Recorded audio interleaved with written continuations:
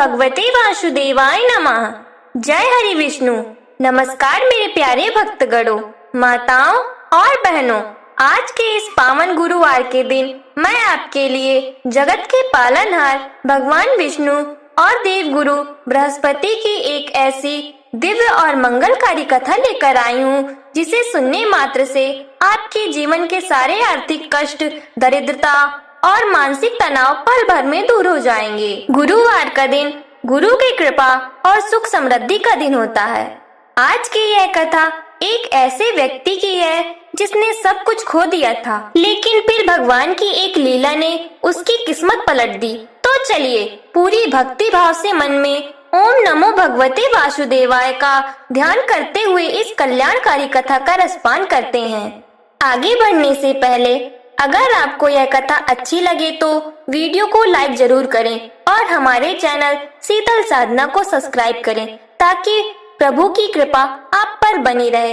मेरे प्यारे दर्शकों, बहुत समय पहले की बात है।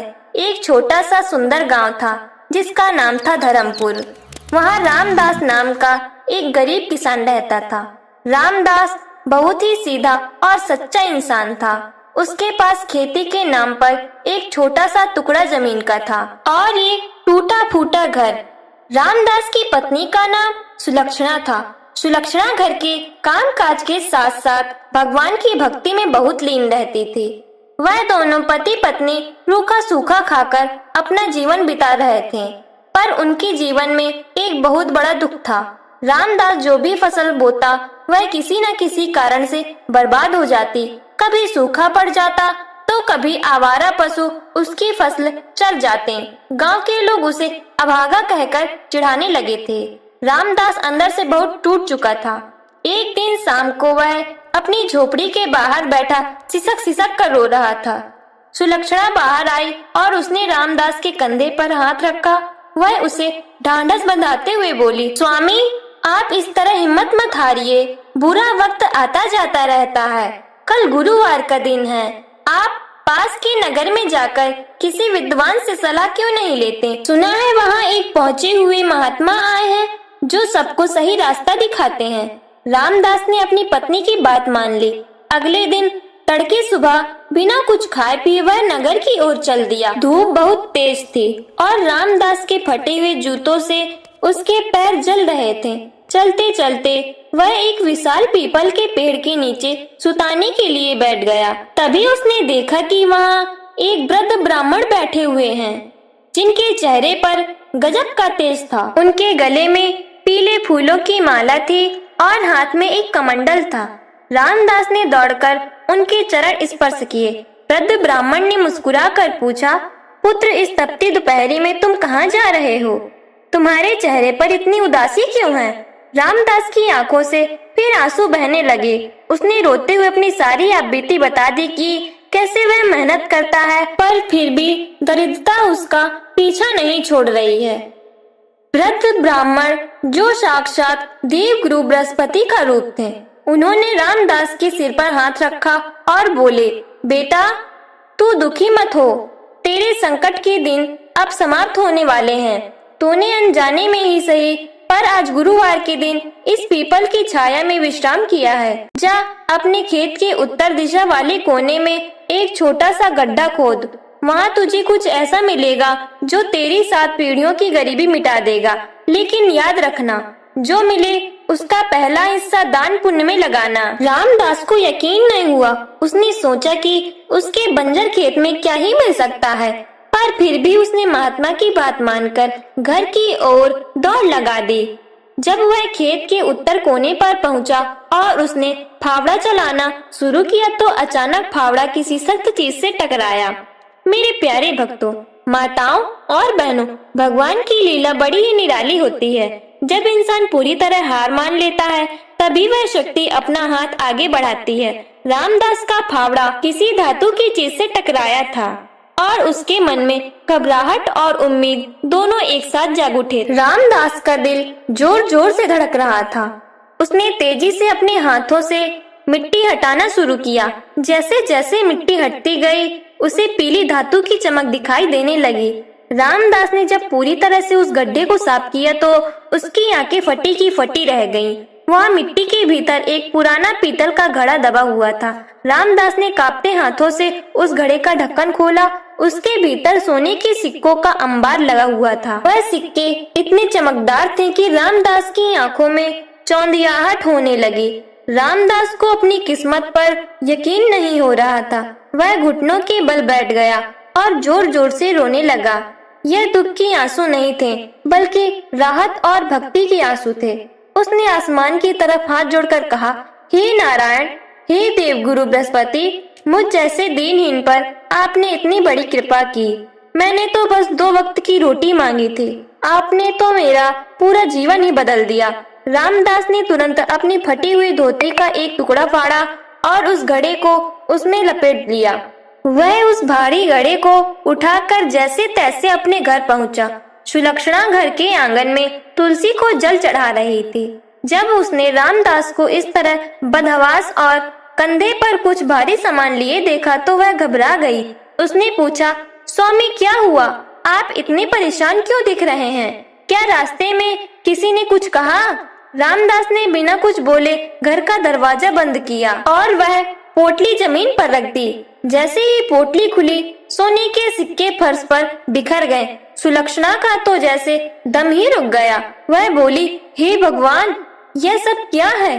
कहीं आपने कुछ गलत तो नहीं किया? रामदास ने उसे ढांढस बंधाया और उस वृद्ध ब्राह्मण की सारी बात बताई। सुलक्षणा ने श्रद्धा से सिर झुकाया और कहा, स्वामी, यह साक्षात विष्णु जी का आशीर्वाद है। लेकिन याद रखिए, उस महात्मा ने कहा है कि पहला हिस्सा दान में लगाना है। हमें अपनी गरीबी को भूलकर सबसे पहले उन लोगों की मदद करनी चाहिए जो आज भी हमारी तरह भूखे सो रहे हैं। रामदास ने अपनी पत्नी की बात मान ली और तय किया कि वह अगले गुरुवार को पूरे गांव के लिए भंडारा करेगा।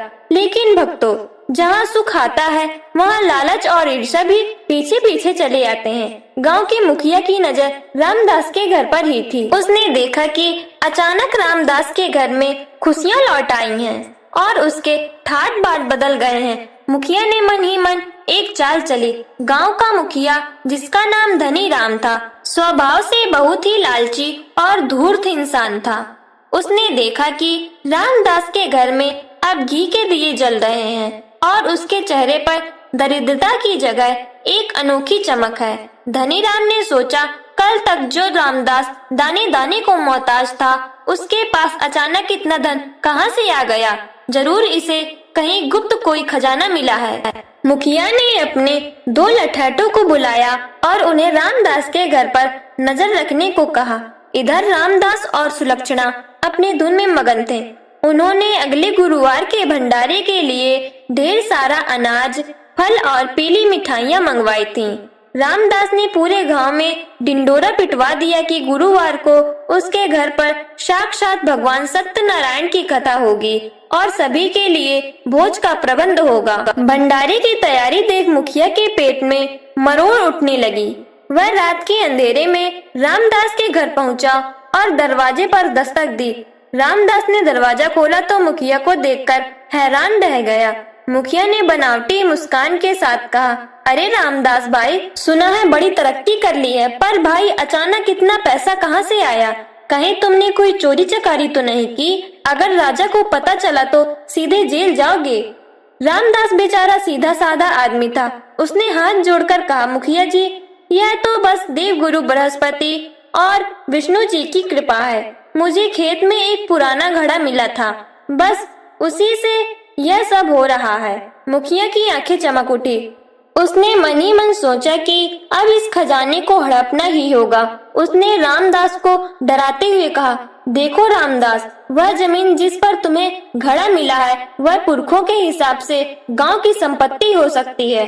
तुम वह घड़ा मुझे सौंप दो, वरना मैं कल ही सिपाही बुला लूंगा। रामदास डर गया।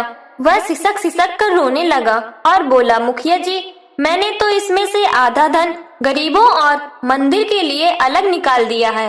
आप ऐसा अनर्थ मत कीजिए। मुखिया ने एक न सुनी और उसे धमका कर चला गया कि सुबह तक वह घड़ा उसके पास होना चाहिए। रामदास पूरी रात सोया नहीं। वह अपनी छोटी सी कुटिया में भगवान विष्णु की तस्वीर के सामने बैठ गया और रोते रोते प्रार्थना करने लगा। हे प्रभु, आपने मुझे दरिद्रता से निकाला, पर अब इस लालची दुनिया से कैसे बचाओगे?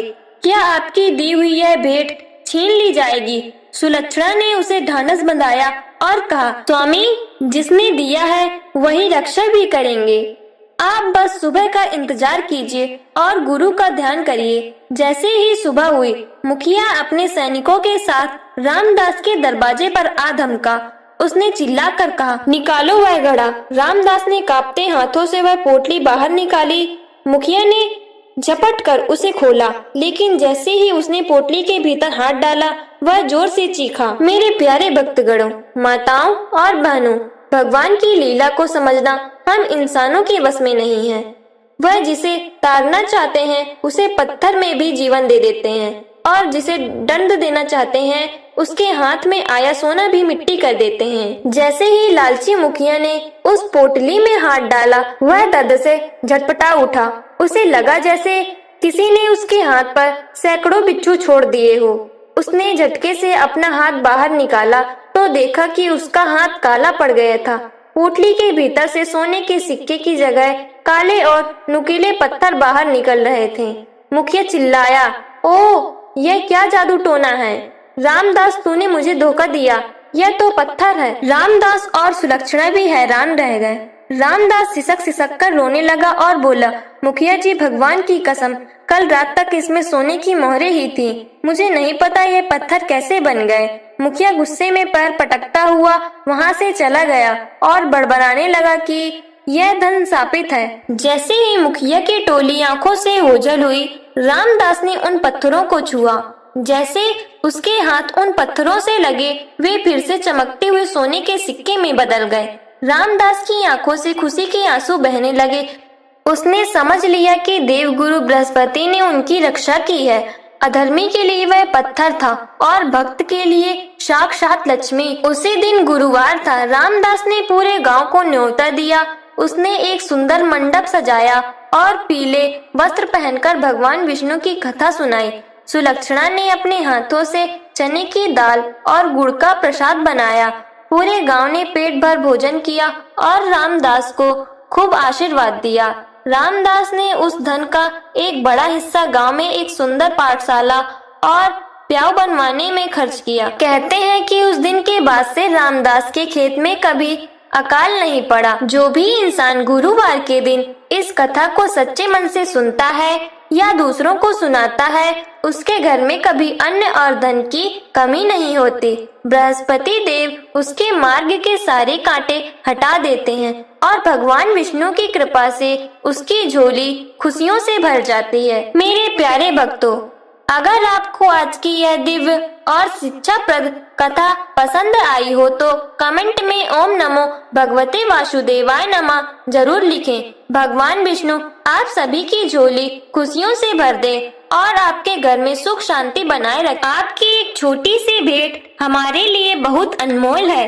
भगवान की कृपा और ऐसी ही दिव्य कथाओं से जुड़ने के लिए हमारे चैनल शीतल साधना को अभी सब्सक्राइब करें और घंटी वाला बटन जरूर दबाएं, ताकि हर गुरुवार और शुभ दिनों पर आपको भगवान का आशीर्वाद और ये कथाएं सबसे पहले मिलती रहें। भगवान विष्णु आपकी हर मनोकामनाएं पूर्ण करे। तो बड़े भक्ति भाव के साथ बोलिए, लक्ष्मी नारायण भगवान की जय, देव गुरु बृहस्पति की जय।